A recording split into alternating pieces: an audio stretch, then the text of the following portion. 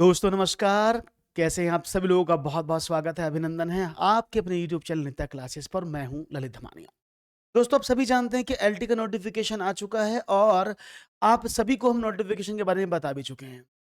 अब इस वीडियो में हम बात करेंगे अप्लाई करने से पहले बहुत ज़्यादा ज़रूरी है कि आप ये जान लें कि जब जिस पोस्ट के लिए आप अप्लाई कर रहे हैं, क्या आप उसके एलिजिबल हैं या फिर क्या कॉम्बिनेशन है। बहुत ही कंफ्यूजिंग ये सवाल है जिसके बार बार प्रश्न अब मुझे पता है मिलेंगे, क्योंकि बाकी भर्ती में मिलते हैं कि सर हमने 2 साल ये विषय पढ़ा, 3 साल में छोड़ दिया, तो क्या क्या कॉम्बिनेशन होने वाला है सभी सब्जेक्ट्स में, तो हम उस पर चर्चा करेंगे। तो आप सभी का स्वागत है। बिना किसी देरी के करते हैं शुरुआत। और अगर आप चाहते हैं लगातार इस तरह की न्यूज़ जानकारी आपको लगातार मिलती रहे, तो आप भी चैनल को सब्सक्राइब कर लीजिएगा। चलो, तो करते हैं शुरुआत। बात करते हैं कॉम्बिनेशन की। जैसे कि आपको पता है विषयवार भर्ती आई है, तो सबसे पहले बात करेंगे आपसे इस विषय में। सबसे पहले मैं आपके समक्ष लाना चाहूंगा भर्ती नंबर 1, जिसमें हम बात करेंगे सबसे पहले सामान्य की। ये बहुत कॉमन होगा क्योंकि सभी लोग, अधिकतर बच्चे, विद्यार्थी, अभ्यर्थी इस वाली कैटेगरी में लाई करते हैं। क्योंकि एसएसटी की अगर मैं बात करता हूं, तो एसएसटी में सबसे ज्यादा बच्चे इसी में आकर के फंसते हैं कि हम क्या करें क्या ना करें। तो सबसे पहले अगर हम सहायक अध्यापक सामान्य की बात करते हैं, तो आई थिंक विजिबल पूरा होगा। तो सबसे पहले क्या, भारत में विधि द्वारा स्थापित विद्यालय में विश्वविद्यालय से भूगोल, अर्थशास्त्र, राजनीतिक शास्त्र और इतिहास 4 विषय आपको दिए हैं। ज्योग्राफी, इकोनॉमिक्स, पॉलिटिकल साइंस और हिस्ट्री। ये 4 विषय में से कोई भी 2 विषय, इनमें से कोई 2। हालांकि अन्य भर्तियों में ये होता है कि भूगोल और इतिहास का होना जरूरी होता है, लेकिन यानी लास्ट ईयर में इतिहास का होना जरूरी होता है। लेकिन यहां पर क्या बोला है इन्होंने कि कोई 2 विषयों के साथ स्नातक उपाधि हो, परंतु उक्त 2 विषयों में से एक विषय तृतीय विषय तक तथा शेष एक विषय द्वितीय वर्ष तक अनिवार्य रहो। इसका मीनिंग समझिएगा, ये बहुत इंपॉर्टेंट टास्क है अप्लाई करने से पहले। देखिए, आपने फॉर एग्जांपल मैं आपको डिटेल में समझाता हूं, यहां पर आप समझेंगे तो आपको ज्यादा बेटर पड़ेगा और ज्यादा आप अच्छे समझेंगे। मैंने कहा बच्चे का 3 साल का ग्रेजुएशन होता है, 1 2 3। बच्चे ने पहले साल में इनमें से कोई 2 विषय, चाहे वो ज्योग्राफी पढ़ा है, चाहे वो हिस्ट्री पढ़ा है, चाहे वो पॉलिटी पढ़ा है, चाहे वो इकोनॉमिक्स पढ़ा है, इन चारों में से इन 2 विषय में फॉर एग्जांपल उसने ज्योग्राफी और पॉलिटी लिया है, कोई भी 2 ले सकता है। तो यहां पर भी ज्योग्राफी और पॉलिटी होना चाहिए। लास्ट ईयर में क्या होता है, आपको एक विषय छोड़ना पड़ता है ना। और साथ में फॉर एग्जांपल उसने 3 विषय पकड़े, ज्योग्राफी, पॉलिटी और फॉर एग्जांपल सोशोलॉजी, उसने एक सब्जेक्ट लिया सोशोलॉजी ऑफ साइकोलॉजी, 3 विषय एक साथ करना पड़ता है ना। तो 4 में से 2 का कॉम्बिनेशन यहाँ बना और यहाँ उसने साइकोलॉजी लिया फॉर एग्जाम्पल, तो यहाँ भी साइकोलॉजी पढ़ा। अब लास्ट ईयर में क्या हुआ, लास्ट ईयर में उसके पास ज्योग्राफी या पॉलिटी, जो भी 2 उसने चूज किए इस बकेट से, वो होने जरूरी हैं। ऐसा नहीं है कि उसको फॉर एग्जाम्पल उसको अंतिम वर्ष में सिर्फ एक विषय रखना है, तो उसने क्या साइकोलॉजी रख लिया, बाकी दोनों को छोड़ दिया, तो वो एलिजिबल नहीं होगा। तो 2 साल तक कॉम्बिनेशन और लास्ट ईयर में इनमें से कोई एक सब्जेक्ट होना जरूरी है। ये बात आप समझ गए होंगे, वही एलिजिबल होंगे, यही होगा कॉम्बिनेशन। ठीक है ना। आसान समझ में, भाषा में समझ में आया है। उसके बाद आपने बीएड डीएलएड की उपाधि की हो, या किस संस्थान में आपने बीए बीएलएड किया हो, और बीए बीएलएड में भी वो यार ना, देखो, अगर आपने बीएड किया तो अच्छी बात है, बीएड में तो कोई प्रॉब्लम ही नहीं, कोई कॉम्बिनेशन आपका जो आपने बीएड किया है पेपर 2 के साथ किया हो जाएगा। लेकिन अगर आपने बीए ईएड किया है, यानी जिसको बोलते हैं integrated BA plus BEd, total 4 वर्षीय प्रोग्राम होता है, 3 साल का बीए और 2 साल का बीएड करने की जगह 5 साल में, अब 4 साल में इस कोर्स में एडमिशन लेते हैं। तो यहां पर भी ये कॉम्बिनेशन होना जरूरी है, इन चारों का 2 का। ठीक है ना। तो ये क्लियर हुआ। बात करते हैं दूसरे सब्जेक्ट के बारे में, आते हैं जिसमें बात करते हैं गणित की। सेम मैथमेटिक्स के है, एक एक चीज को डिटेल पूर्वक समझेंगे तो आपको आसानी रहेगी अप्लाई करने में, नहीं तो फिर दिक्कत आ जाएगी। वही है स्थापित में से विद्यालय में गणित और भौतिकी विज्ञान विषयों के साथ विज्ञान स्नातक की उपाधि प्राप्त की, यानी आपने एक सब्जेक्ट फिजिक्स और एक सब्जेक्ट मैथमेटिक्स आपके पास रहा हो, उसके साथ परंतु तृतीय वर्ष में गणित अथवा भौतिक विज्ञान में से प्रथम वर्ष में गणित तथा भौतिक विज्ञान होना अनिवार्य है। यानी यही बात है कि लास्ट ईयर में, फाइनल ईयर में आप चाहे मैथ्स को छोड़ दें कोई प्रॉब्लम नहीं है, चाहे फिजिक्स को छोड़ दें कोई प्रॉब्लम नहीं है, लेकिन इन दोनों में से एक आपको फाइनल में रहेगा। और फर्स्ट ईयर और सेकेंड ईयर में फिजिक्स एंड मैथमेटिक्स होना अनिवार्य है। ठीक है ना। तो फिजिक्स और मैथमेटिक्स होना अनिवार्य है। बात वही है, बीएड की डिग्री हो, अगर आपने इंटीग्रेटेड शिक्षा से किया हुआ है तो आपको गणित और फिजिक्स होना जरूरी है। ठीक है ना। तो ये जिस विषय में आप अप्लाई करेंगे उस विषय की जानकारी आपको बारे में पता होने चाहिए। ऐसी बात करते हैं हम विज्ञान विषय के बारे में।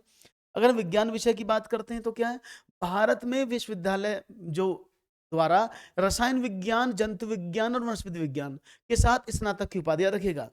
यानी अथवा नहीं है, यानी आपके पास क्या हो, केमिस्ट्री हो, बायोलॉजी में जूलॉजी और बॉटनी के साथ आपने किया हो, किसी राज्य की सरकार से मान्यता प्राप्त वही बीएड किया हो, और साथ में देखो एक रसायन विज्ञान, जंतु विज्ञान, वनस्पति विज्ञान तीनों के साथ उत्तीर्ण किया हो। तो अगर साइंस के टीचर बनना चाहते हैं तो फिजिक्स, केमिस्ट्री, मैथ से नहीं बन पाएंगे, ये बायोलॉजी के टीचर्स हैं, ठीक है। ओके, आगे बढ़ते हैं, बात करते हैं भाषा हिंदी के बारे में। यहाँ थोड़े से बहुत सारे परेशान आपके समक्ष आ सकती हैं, क्योंकि एक बड़ा इसमें भाषा में फंस जाता है मैटर। क्या कि स्थापित किसी विश्वविद्यालय में से हिंदी साहित्य जो अंतिम वर्ष तक अनिवार्य रहा हो, यानी हिंदी साहित्य लास्ट ईयर तक अनिवार्य होना जरूरी है, यानी आपके पास लास्ट ईयर तक हिंदी साहित्य होना बहुत जरूरी है।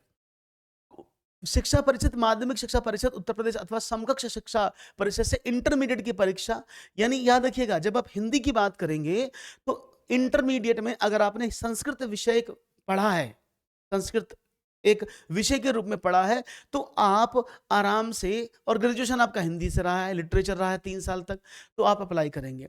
ये हो सकता है कि आपके पास इंटर में संस्कृत ना रहा हो, ये हो सकता है ना कि इंटर से संस्कृत ना रहा हो, तो ग्रेजुएशन में एक सब्जेक्ट आपका संस्कृत होना चाहिए, उससे आप एलिजिबल हो जाएंगे। ये बात समझ में आई हिंदी वाले? या तो इंटर में संस्कृत हो या ग्रेजुएशन में संस्कृत हो, इन दोनों में से कोई एक संस्कृत होने चाहिए। यहाँ पर बहुत सारे क्वेश्चन मेरे सामने आएंगे हैं यूपी वाले में भी, जब हमने यूपी एलटी की बात की थी कि सर मेरे पास संस्कृत नहीं था लेकिन मैंने संस्कृत का अलग से एक विषय के साथ किया हुआ इंटरमीडिएट से, तो आप एलिजिबल होंगे। Yes, you will be eligible अगर आपने संस्कृत का एक सिंगल विषय के साथ किया हुआ ग्रेजुएशन या इंटर के लिए उसको अलग से आपने परीक्षा देकर पास किया हो, तो आप हिंदी के लिए एलिजिबल होंगे। बहुत सारे साथियों ने इसके लिए एलिजिबिलिटी अपनाई होगी। बात करते हैं संस्कृत की, सेम संस्कृत है, संस्कृत में भी क्या है, या तो इंटर में हिंदी हो या ग्रेजुएशन में हिंदी हो। तो संस्कृत बिल्कुल अपोजिट है, संस्कृत के साथ हिंदी इंटर में ग्रेजुएशन में थी ना, ऐसे ही यहां पर है, या कि हाँ तो आपके पास इंटर में हिंदी रहा हो और सभी लोग हिंदी पढ़ते ही हैं, और संस्कृत तो विषय है ही आपका, और ग्रेजुएशन में आपका एक विषय हिंदी होना जरूरी है, दोनों में से किसी एक जगह रहा हो। बाकी आप उर्दू में भी, उर्दू में क्या है, उर्दू में ज्यादा आपको परेशानी नहीं होगी, क्योंकि उर्दू साहित्य अंतिम वर्ष तक होना अनिवार्य है, साथ ही स्नातक की उपाधि, यानी आपके पास उर्दू एक विषय हो लास्ट ईयर तक 3 साल तक, बस इतना ही काफी है, और आपका एलटी का डिप्लोमा या बीएड आपके साथ हुआ हो। अंग्रेजी की बात करते हैं, अंग्रेजी में वही कहानी है कि विश्वविद्यालय में अंग्रेजी साहित्य नहीं, इंग्लिश लिटरेचर अंतिम वर्ष तक आपके पास होना जरूरी है, और आपके पास स्नातक की नहीं, आपने बीए इंग्लिश विषय के साथ किया हो, सिंपल टर्म में तो बात यह है, उसके साथ आपने बीएड किया हो, अच्छी बात है, और एनसीटी अगर बीए ऐड किया है तो आप इंग्लिश विषय के साथ आपका होना जरूरी है। कला की बात करते हैं तो कला में जो ड्राइंग है, पेंटिंग है, इस विषय में अगर हम आ जाएं तो साथ में ड्राइंग और painting, fine art, painting, visual painting में स्नातक की उपाधि होनी चाहिए। किसी राज्य सरकार के से मान्यता प्राप्त शिक्षण संस्थान, महाविद्यालय से बीएड की उपाधि होनी बहुत जरूरी है, ठीक है ना। तो ये तो अब नॉर्मल सी बात आ गई। अब संगीत की बात करते हैं, म्यूजिक में अगर हम, म्यूजिक वाले बहुत सारे साथी जुड़ेंगे हमारे साथ। हाँ देखो, यहाँ पर एक और आता है शारीरिक शिक्षा। शारीरिक शिक्षा में आपको बीपीएड होना चाहिए, बीएड नहीं चाहिए, बीपीएड चाहिए, बैचलर ऑफ फिजिकल एजुकेशन जिसको आप बोलते हैं। इसके समतुल्य कोई डिग्री की हो तो आप सहायक अध्यापक या अध्यापिका के पद पर जा सकते हैं। किसी भी विश्वविद्यालय में स्नातक उपाधि के साथ बीपीएड आपका होना जरूरी है। बात करते हैं आपसे पॉइंट नंबर 10 पर, संगीत में क्या क्या होगा। तो स्थापित किसी विद्यालय संगीत वादन अथवा गायन विषय में स्नातक की उपाधि आपने ली, यानी म्यूजिक से आपने आप बीए किया हो, राज्य की सरकार से मान्य शिक्षा संस्थान महाविद्यालय से बी एलटी ग्रेड या बीएड किया हो, इसके साथ भारत में स्थापित किसी विश्वविद्यालय से स्नातक की उपाधि हो, स्वर और वाद्य में इलाहाबाद विश्वविद्यालय से संगीत सीनियर डिप्लोमा किया हो तो वो भी मान्य होगा। इसके साथ उत्तराखंड भारत खंड संगीत महाविद्यालय संगीत विशारद की उपाधि हो, यो भी काम रहेगा, या प्रयाग संगीत समिति इलाहाबाद से 6 वर्ष संगीत प्रभाकर आपने किया हो, तो ये सब एलिजिबल माने जाएंगे। तो अगर आप म्यूजिक से अप्लाई करें तो यहाँ पर आ सकते हैं। गृह विज्ञान की बात कर लेते हैं। गृह विज्ञान की बात करें तो आपका गृह कला या होम साइंस में ग्रेजुएशन होना चाहिए, इसके साथ आपके पास बीएड होना चाहिए, और भारत में किसी गृह विज्ञान में बीएससी ऑनर्स अगर आपने किया हो तो आप बीएससी ऑनर्स होम साइंस के साथ जुड़कर कर सकते हैं, और किसी भी राज्य में आपको एलटी का डिप्लोमा जरूरी है।